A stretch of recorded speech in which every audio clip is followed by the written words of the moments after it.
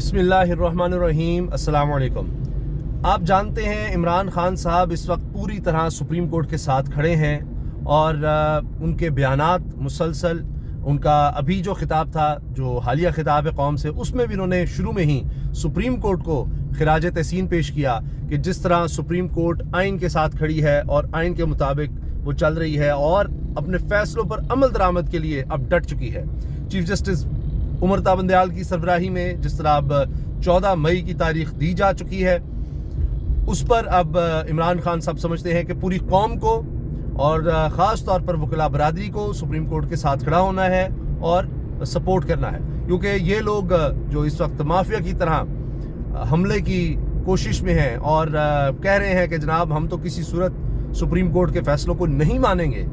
اس پر اب آپ دیکھیے کہ اعتزاز صاحب کا بھی بڑا سخت موقف سامنے آ گیا ہے کہ یہ کس طرح سے کوئی کہہ سکتا ہے کہ جی ہم سپریم کورٹ کے فیصلوں کو نہیں مانیں گے۔ یہ ہوتے کون ہیں؟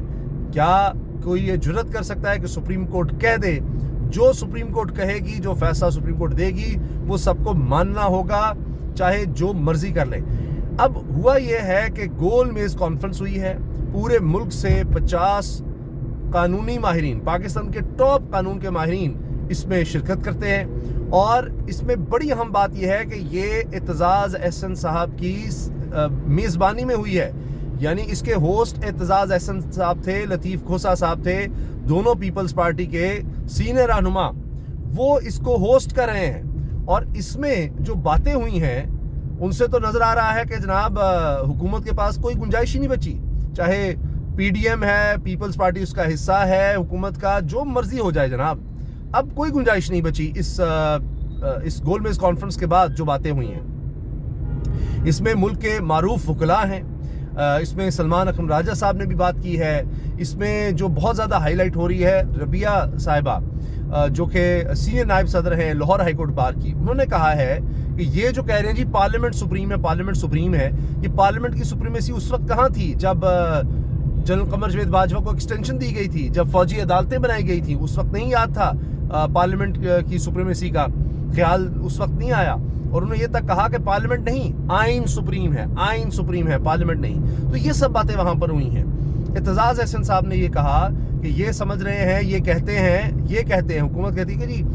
سپہ سالار ہمارے ساتھ ہے، سپہ سالار ہمارے ساتھ ہے تو ہمیں کوئی پرواہ نہیں، ہم نہیں سپریم کورٹ کی احکامات کو مانیں گے، کوئی مسئلہ نہیں۔ اعتزاز صاحب نے کہا ہے کہ جو مرضی ہو، یہ سپریم کورٹ کا فیصلہ ہے 14 مئی کا، یہ نہیں ہو سکتا کہ آپ اس طرح سے باتیں کرتے رہیں، 14 مئی کو ہی الیکشن ہوں گے، بس جب لکھ دیا سپریم کورٹ نے تو اب ماننی پڑے گی، الیکشن 14 مئی کو ہی ہوں گے،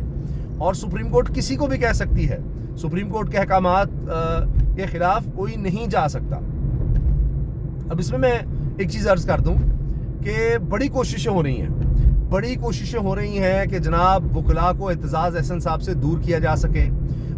وکلاء کو تقسیم کیا جا سکے، جس طرح انہوں نے سپریم کورٹ میں کوشش کی ہے، جس طرح سپریم کورٹ کے ساتھ کیا ہے۔ اب اسی لحاظ سے آپ دیکھیے کہ کہیں سے کچھ اعلامیہ، کبھی کچھ یہ کرنے کی کوشش کرے، ان کو نظر آ گیا کہ پاکستان کے تمام وکلاء سوائے چند ایک کے، آپ دیکھ لیجئے اگر جو ہیں بھی وہ سامنے نہیں آئیں گے، وہ پس پردہ ضرور لگے ہوں گے مگر سامنے کوئی نہیں آئے گا۔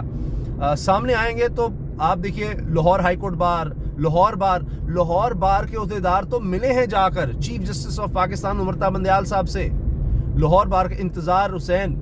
ان کی قیادت میں دیگر وکلاء جا کر چیف جسٹس آف پاکستان سے ملے ہیں۔ تو آپ یہ دیکھیے کہ یہ سب سے بڑی ڈسٹرکٹ بار ہے، لاہور ہائی کورٹ بار سب سے بڑی ایشیا کی بار سمجھی جاتی ہے ہائی کورٹ کے لحاظ سے۔ پھر جو حال ہی میں آل پاکستان وکلاء کنونشن ہوا، آپ اس کو دیکھ لیجئے، تو ہر سطح پر اس وقت سپریم کورٹ کے ساتھ وکلاء کھڑے ہیں۔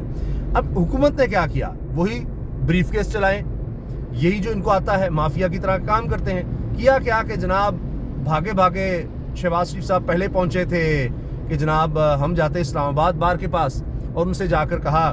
کہ 1.8 ارب روپیہ، اچھا اب دیکھیں پھر کہتے ہیں میں کان میں بتا دوں گا، کیونکہ سپریم کورٹ کہہ رہی ہے کہ آپ الیکشن کے لیے پیسے دیں، رقم دیں، اور یہ جھوٹ بولتے رہے کہ جی کوئی رقم نہیں ہے، یہ نہیں ہے، وہ نہیں ہے، جبکہ لکھ کر یہ دیتے ہیں،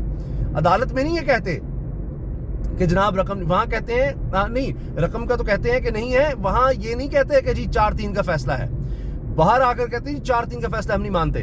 وہاں کہتے ہیں جی 3-2 کا ہی سپریم کورٹ نے 3-2 کا فیصلہ آیا تو ہم نے جناب جا کر پارلیمنٹ سے اجازت مانگی، وہ نہیں ملی، لہٰذا ہم آپ کو رقم ہی نہیں دے سکتے، جبکہ کوئی اس کی اجازت کی ضرورت نہیں، وہاں بھی پکڑے گئے۔ اور آپ نے دیکھ لیا کہ جو فائنانس ڈویژن ہے، جو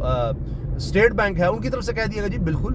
21 ارب تو کوئی رقم ہی نہیں، اب آپ کہہ دیں تو ہم دے دیں گے۔ تو اب اس کے لیے بھی سپریم کورٹ نے احکامات کر دیے، وہ پتہ لگ جائے گا پیر کے دن سب کچھ سامنے آ جائے گا۔ اچھا اب آپ دیکھیں انہوں نے کیا کیا، رقم وہاں نہیں ہے، الیکشنز کے لیے نہیں ہے، مگر ویسے آپ دیکھیے کہ کیا کیا اعلانات ہو رہے ہیں۔ اب انہوں نے کیا کیا کہ وکلاء کے لیے ابھی اعظم نذیر تارڑ صاحب جو وزیر قانون ہیں وہ کہتے ہیں جی پنجاب بار سے کہ ہم آپ کو 50 کروڑ روپیہ دینے جا رہے ہیں، 50 کروڑ ہم نے رکھ دیا ہے بجٹ میں، 50 کروڑ مختص کر دیا ہے وکلاء کے لیے۔ اب یہ بات اعظم نذیر تارڑ صاحب نے اس کا اعلان کر دیا۔ اس سے پہلے شہباز شریف وزیر اعظم جا کر کہتے ہیں کہ جی 1.8 ارب روپیہ وہ اناؤنس کرتے ہیں، جس میں کہ سوئمنگ پول مردوں کے لیے الگ، خواتین کے لیے الگ، 2 سوئمنگ پول جناب وہ بھی بنیں گے۔ تو یہ آپ دیکھیے یہ کل بن گیا 1.8 ارب کا مطلب ہے 1 ارب 80 کروڑ، اور یہاں سے 50 کروڑ، یہ جناب 230 کروڑ روپیہ، 230 کروڑ روپیہ تو جناب فوری طور پر جناب یہ کہنے جی وکلاء کو ہم دینے کے لیے تیار ہیں، فوری طور پر اناؤنس کر دیا ہے۔ مگر سوال یہ پیدا ہوتا ہے کہ کیا ان ہتھ کنڈوں سے، کیا ان چیزوں سے آپ کیا سمجھتے ہیں کہ وکلاء کو آپ جیت لیں گے، اور وکلاء کہیں گے کہ نہیں نہیں ٹھیک ہے جی آپ بالکل سپریم کورٹ کے خلاف آپ جائیں، آپ سپریم کورٹ پر حملہ آور ہو جائیں، اعتزاز احسن ہوں، لطیف کھوسہ ہوں، یہ تمام وکلاء جو ہمارے استاد ہیں، قانون دان، جن سے ہم نے